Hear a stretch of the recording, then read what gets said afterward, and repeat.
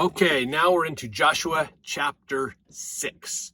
So there, Israel is now approaching the city of Jericho. This is the first city in Canaan that they are dealing with. And remember from the last chapter, we learned that the people were very, very afraid of Israel because they had seen what had happened to all the people that they had dealt with before were utterly destroyed. And so Jericho's like, oh man, here we go. So this chapter, we get to learn about Israel destroying Jericho. And then, of course, remember that Rahab and her family were to be saved. So verse 1, now Jericho was straitly shut up because of the children of Israel. None went out and none came in. So what that means is, remember, Jericho is a city. They usually built very tall walls around the cities. That helped keep invading armies out and helped keep wild animals out and protect the people. So if you're in the city, you were good. Now, a lot of times when dangers were out there, they would lock the gates to the city to prevent the enemy from getting in. That's what they're doing. So nobody is coming and going from Jericho. Everybody's locked inside the city walls, basically. These are usually pretty formidable walls, really tall. Archers up there can shoot with, or they can see long distances to know what's going on. So the city is locked down, basically. Verse 2, the Lord said unto Joshua, see, I have given into thine hand Jericho, and the king thereof, and the mighty men of valor. And ye shall compass the city, all ye men of war, and go round about the city once. Thus shalt thou do 6 days. So what that means is the army of Israel is going to walk around the city once a day for 6 days. Verse 4, and 7 priests shall bear before the ark 7 trumpets of ram's horns. And the 7th day ye shall compass the city 7 times. And the priests shall blow with the trumpets. So this is what's going to happen is once a day for 6 days, they're going to walk once around the city. That's got to be nerve-wracking for the city. Israel's coming. They walk around.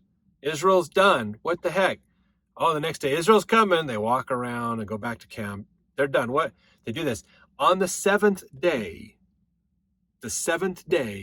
they're going to walk 7 times around the city. They're blowing 7 trumpets as well. So if you notice, the number 7 is coming up a lot. And that's important for us to look at because let's see, Douglas's New Bible Dictionary, 7 is associated with completion, fulfillment, or perfection. So they're talking about the completion or the perfection of what's going to happen here, basically. So that's anytime you see the number 7, that's what it means. They're using the number of repetitions to represent perfection or completion. And then let's see, verse 5, it shall come to pass that when they make a long blast with the ram's horn, and when ye hear the sound of the trumpet, all the people shall shout with a great shout, and the wall of the city shall fall down flat, and the people shall ascend up, every man straight before him. So this is important for us to look at, is this horn. What was this horn that they were blowing? So the horn, this is Old Testament student manual, the horn was the Hebrew shofar, or ram's horn. That's exactly what it said in verse 4. Now, scholars are generally agreed that the shofar was the oldest musical instrument in Israel. After being flattened by heat, the horn of a ram was forced to turn up at the ends. This shape thus created a most unusual and easily recognizable sound. In early times, the horn was used to warn of approaching armies, to give the signal for attack, or to dismiss troops from the field. So they used these horns to get a sound to spread much faster than they could talk or to walk around and tell people. And they didn't have radios to do mass communication, so the horn signaled. If you've ever watched shows about medieval wars or like Lord of the Rings type stuff or things like that, they use the horns for signifying things. That's a way to communicate. And the different tones and things they use sometimes can be used for communicating different things. So they're using these as well. So once they do this, all the walls of Jericho are supposed to fall down, basically. Verse 6, and Joshua the son of Nun called the priests and said unto them, take up the ark of the covenant, and let 7 priests bear 7 trumpets of ram's horns before the ark of the Lord. And he said unto the people, pass on and compass the city, and let him that is armed pass on before the ark of the Lord. And it came to pass, when Joshua had spoken unto the people of Israel, that the 7 priests bearing the 7 trumpets of rams' horns passed on before the Lord, and blew with the trumpets, and the ark of the covenant of the Lord followed them. And the armed men went before the priests that blew with the trumpets, and the rearward came after the ark, the priests going on and blowing with the trumpets. And Joshua had commanded the people, saying, Ye shall not shout, nor make any noise with your voice, neither shall any word proceed out of your mouth, until the day I bid you shout, then shall ye shout. So the ark of the Lord compassed the city, going about at once, and they came into camp and lodged in the camp. And Joshua rose early in the morning, and the priests took up the ark of the Lord. And the 7 priests bearing 7 trumpets of ram's horns before the ark of the Lord went on continually, and blew with the trumpets, and the armed men went before them. But the rearward came after the ark of the Lord, the priests going on and blowing with the trumpets. And the second day they compassed the city once and returned into the camp. So they did 6 days. So again, this has got to be just nerve-wracking for the armies inside, because they're used to the armies coming in, circling around them, and then sieging the walls, shooting arrows at them, throwing stones at them, trying to beat down the doors, trying to get into the city, and then Jericho defending themselves. But that's not what happened. Israel gets up in the morning, they all line up, the 7 trumpets go before, the Ark of the Covenant goes second, then the armies follow behind. They walk once around the city and go back to camp, not saying a word. And they did that for 6 days. Could you imagine being the army of Jericho going, oh, they're coming again? I'm sure the first day they were armed to the teeth, totally ready for anything Israel could throw, worried that they were about to be destroyed, and then nothing happened. And I'm sure the second day, oh, Israel's back up, they're coming again. Okay, get ready. Nothing happened. The third day, are they coming? Yeah, they're coming again. Well, nothing happened. The fourth day, are they doing it again? I'm sure by this time they're just sick of this, going, what are they doing? They're not doing anything. So by the end of those 6 days, I'm sure the Jericho army was pretty confused, to say the least. So if you want to put in the comments what you think about that, if you were part of that Jericho army, what would you think after watching Israel do this for 6 days? No fighting, no shouting, no yelling, just trumpets blaring, announcements, then they walk around the city and go back to camp. How crazy would that be? Now, it's important to point out before we move forward to understand that the Ark of the Covenant went before the army.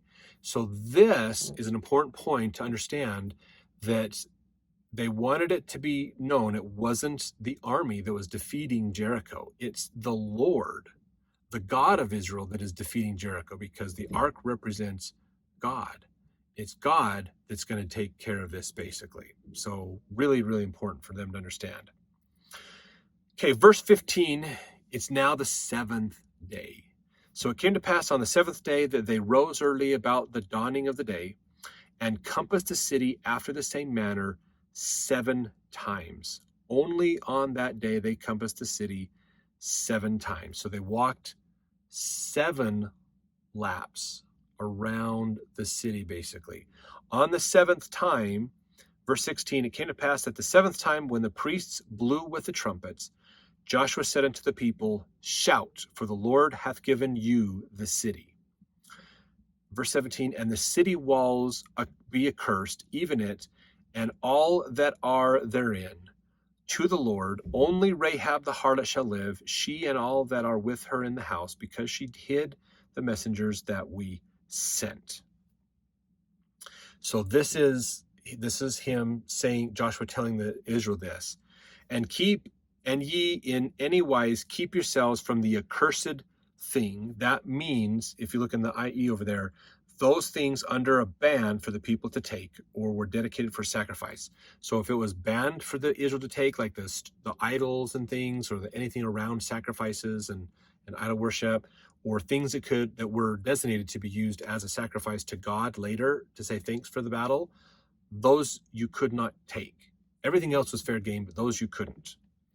Unless you make yourselves accursed when you take of the accursed thing, and make the camp of Israel accursed and trouble it. But all the silver, the gold, vessels of brass and iron are consecrated unto the Lord. They shall come into the treasury of the Lord.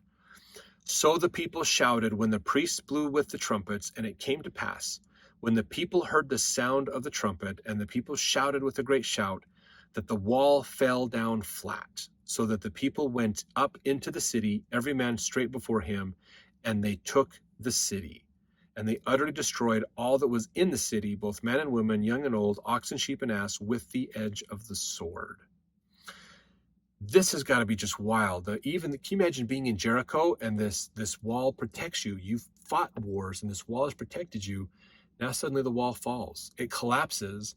There is nothing between you and the enemy just marches in and annihilates you. Holy cow. This is a wild story that's happening here. Now, there's always been a lot of speculation as to what caused those walls to fall. What would it have been to cause those walls to fall? What about all the marching? Did it weaken the area and rumble the ground and cause weaknesses and cracks and cause them to fall? Was it the shouting, all the yelling and shouting that reverberated and caused the walls to fall? Was it a combination of the two? Was it an earthquake that suddenly happened that brought those walls down? Or was it something else, something more unexplainable? We don't know for sure. We don't have a lot of information to go off of. But James E. Talmage had something to say about this incident I thought would be really good. He said, "May we not believe that when Israel encompassed Jericho, the captain of the Lord's host and his heavenly train were there, and that before their supermortal agency, sustained by the faith and obedience of the human army, the walls were leveled?" So he's saying basically, it's plausible that God's army was there, and maybe God's army brought those walls down. Now, he says here, some of the latest and highest achievements of man in the utilization of natural forces approach the conditions of spiritual operations. To count the ticking of a watch thousands of miles away, to speak in but an ordinary tone and be heard across the continent, to signal from one hemisphere and be understood on the other, though oceans roll and roar between. That's like wireless communications, telephones, things like that, to bring the lightning into our homes and make it serve as fire and torch, electricity, to navigate the air and to travel beneath the ocean surface, planes and submarines, to make chemical and atomic energies obey our will. Are not these miracles? The possibility of such would not have been received with credence before their actual accomplishment. Nevertheless, these and all other miracles are accomplished through the operation of the laws of nature, which are the laws of God. That's in his book, Articles of Faith, page 222 and 223. So it could be that there's an earthquake, or maybe God's army was there invisibly. You just couldn't visibly see him. They dropped the wall down and then went in and destroyed the army as well with the human army. We don't know for sure. We don't have anything that shows that perspective. But realize that God does use the natural laws for his advantage. Just like he taught the children of Israel, you don't need the manna, we don't need to give you the miraculous food. You've got this food right here in front of you that's going to take care of you. It's all the natural laws. It grows, it harvests, you're going to take care of it and grow it and do it, and it'll feed you. He uses those natural laws. So that's what happened. Now, here's what's interesting, okay, verse 22. So they're wiping out everybody in the city. For verse 22, but Joshua had said unto the two men that had spied out the country, Go into the harlot's house, and bring out thence the woman and all that she hath, as ye swear unto her.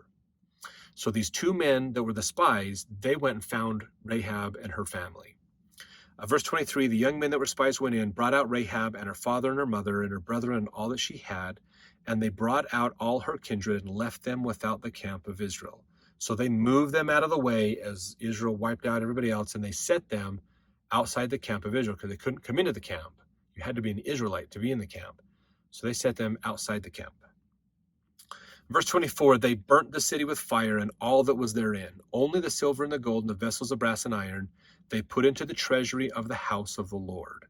And Joshua saved Rahab the harlot alive and her father's household and all that she had, and she dwelleth in Israel even unto this day, because she hid the messengers which Joshua sent to spy out Jericho. So she was invited into Israel and be a part of the nation, basically. Probably with her family as well. After they got them out of the area, they then did the ceremonies to adopt them into Israel. Verse 26, and Joshua adjured them at that time, saying, Cursed be the man before the Lord that riseth up and buildeth this city Jericho. He shall lay the foundation thereof in his firstborn, and in his youngest son shall he set up the gates of it. So the Lord was with Joshua, and his fame was noised throughout all the country. So there's basically saying, anybody that tries to rebuild this city, you'll be cursed. God's going to curse you, so don't do it. So Jericho's gone, basically. But what a story. I'm sure when everybody else in Canaan heard this story, they're like, oh man, oh, not good for the rest of us. This isn't going to work. Holy cow. One more story to add to the legends, basically. So thanks for watching. We really appreciate it. And hopefully you're enjoying these videos. Share them if you like these videos to encourage more people to watch them as well. We just want to help teach the gospel and teach people and help them understand the scriptures better. So I want to help you make sure that you can understand the scriptures and what's going on in these stories and how they can apply to help you in your life. So thank you very much, and we'll see you in the next chapter.